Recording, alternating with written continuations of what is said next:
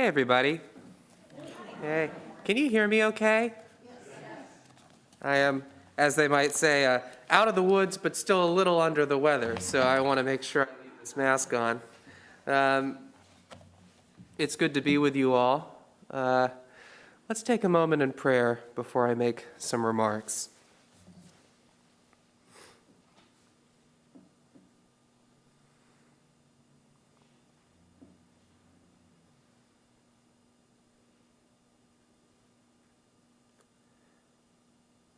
Jesus, I know you're here with us right now. Thank you for your presence.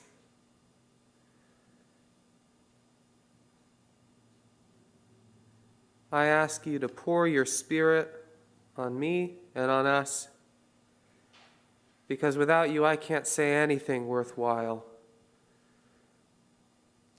But by your power we may speak and hear the truth of your love.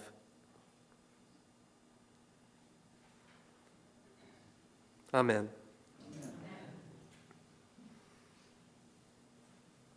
So some of you know that I live down in New Haven, right near my seminary, and I have a pretty small apartment there, but despite being in such a small apartment, I have a pretty staggering number of possessions when I really stop and think about it. Perhaps most notably among them, I have a pretty large collection of books about our faith. A lot of books about our faith. I haven't counted them, but my estimate is that there are several hundred. Books on theology, books on the Bible, books on the theology of the Bible, books on philosophy, books on ethics, books on how to live a good Christian life, books on how to pray, books about the history of prayer, the history of the church. All kinds of really cool, edifying stuff that I've collected over my years in school. First as an undergrad, and now as a seminarian training for ordained ministry. There's some really cool books, and I'm very protective of them. And I like them a lot. They make me happy. If I'm honest, they also make me feel smart. Yeah, those books are precious to me. But here's something that scares me a little bit, that I have come to realize. You know, those hundreds of books I have, some of which I've read much more closely than others, if I really read all of them and took them all seriously, really heeded their words, if I really read my Bible, which is just one of those books, and took it seriously, you know, I think that the main lesson they'd teach me is I should really just get rid of all of them. You know, like if I really took these books seriously, these books that are so precious to me that make me feel smart and pious and like a good Christian boy who's done his research. But if I really took these books seriously, maybe I'd come to see that I should probably stop being so attached to the dang books. Maybe I should give them away. Here's why. I think that these books I have are earthly treasures for me. A pretty good example of one. They're earthly treasures, ultimately. They're things. And as Jesus says in today's passage from Matthew's Gospel, we want to be careful about earthly treasures and maybe not have too many of them. Do not store up for yourselves treasures on earth, where moth and rust consume and where thieves break in and steal. But store up for yourselves treasures in heaven, where neither moth nor rust consumes, and where thieves do not break in and steal. For where your treasure is, there your heart will be also. Now, I've never really thought that my theology books were in danger of being stolen by thieves.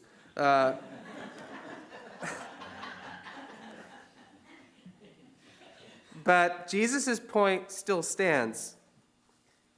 And I've definitely stored up for myself a lot of treasures on earth. And I'm convicted by the gospel reading this morning for that reason. I've stored up a lot of earthly treasures. I not only stored them up, I've become pretty attached to them. And this commandment of Jesus in Matthew's gospel sums up so much of the human condition, so much of our need for the gospel. Like, I'm convinced that you could boil down a lot of the New Testament's teaching to this basic precept. We're attached to the wrong stuff.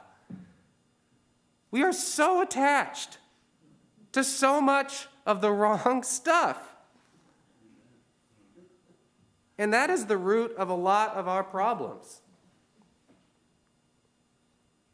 I'm certainly attached to a lot of the wrong stuff. The books are just one fairly benign example, actually, of some of the wrong stuff that I'm really attached to.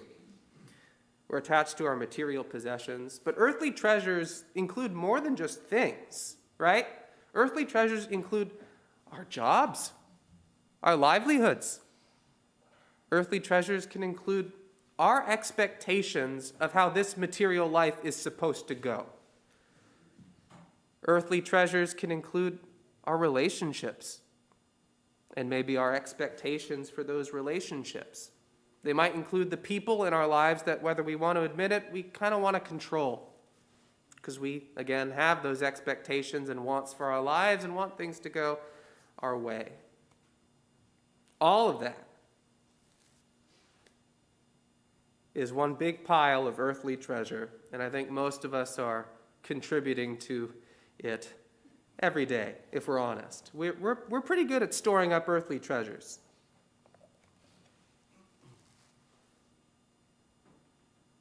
But Jesus wants us to store heavenly treasures. Heavenly treasures. That sounds nice. How the heck do we do that? Well, by the grace of God, for a start. But really, how do we begin to get outside the pattern we have of becoming attached to these earthly things, which, by the way, are good and holy and important? Your jobs are important. Your relationships are important. And hey, your expectations are important too.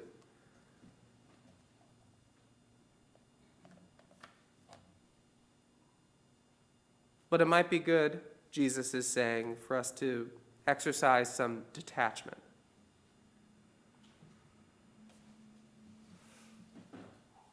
I don't know how to get rid of all my earthly treasures. I'm starting to think that it's probably impossible, and I'm going to spend my whole life living in tension with that. I'm going to spend my whole life living with this awareness that, well, dang, I'm kind of attached to some stuff that I probably shouldn't be as attached to.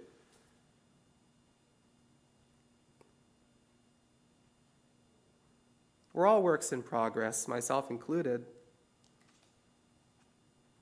And I'd like to think we can make a little bit of progress towards storing up heavenly treasures with God's help. So on that note, I just want to make a couple points about a couple practices that I've found helpful in beginning to interrogate and explore this relationship I have with earthly and heavenly treasure. So point one, it's really hard to let go of earthly treasures. Really hard. I mean, sometimes impossible.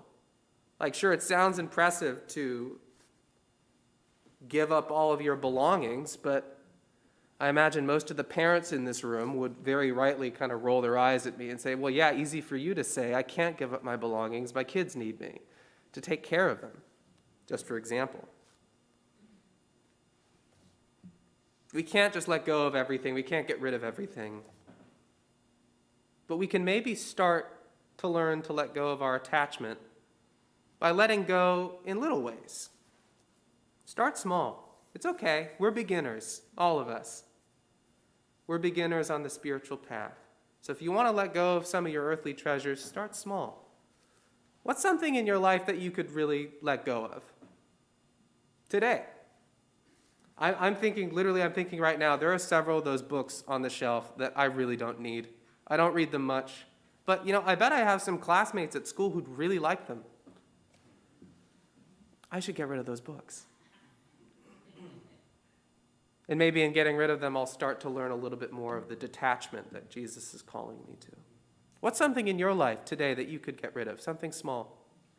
Something that you could turn into a gift, an offering to God and to someone else. Something that you could let go of. Maybe it's not a material thing, but maybe it is an expectation you have about the material world. Maybe it is a thing. But have a think for a second about what's something you might give away? What's an earthly treasure you might let go of instead of storing for yourself? Second point. It's not enough just to get rid of stuff, right? We're not just supposed to not store up earthly treasures. We're supposed to store up heavenly treasures. How do we do that? I'm not sure. There probably is more than one way to do it, I think. But for me, I've found it's useful to start with prayer. Start with prayer.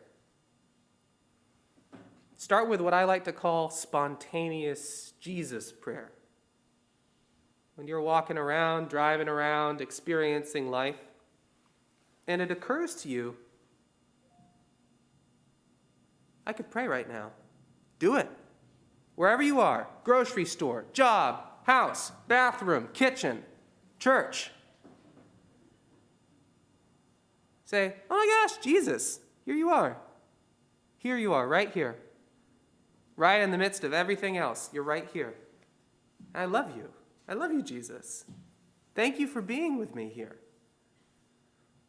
I'm going to take this moment in this place, wherever it is, whoever I am, and recognize that you're right here with me, Jesus. Most of my prayer these days, to be honest with you, feels a lot like that. Remembering here and there that I'm surrounded by God and that Christ is present to me and that I can embrace him wherever I am. Maybe instead of embracing some of the earthly treasures I might otherwise embrace.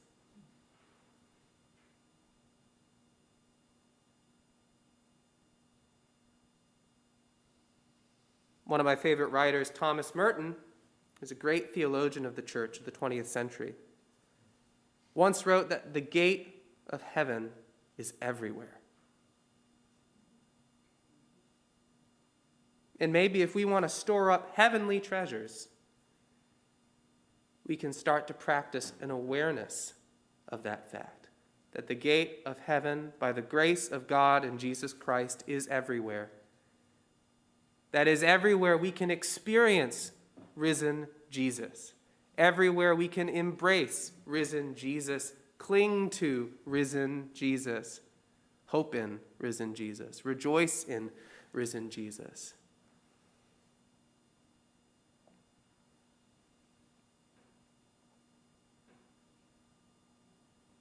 And that's quite a lovely thought to me. So those are my two invitations or exhortations for you and for me today. Is first, about earthly treasures. What are some earthly treasures you could let go of today? Like right now or right after this service?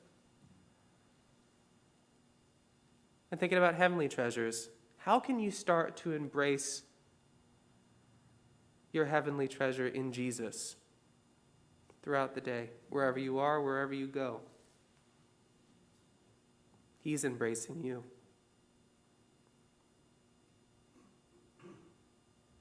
And no matter what we do with our treasures, earthly or heavenly, the really wonderful truth is that we're treasured by Jesus.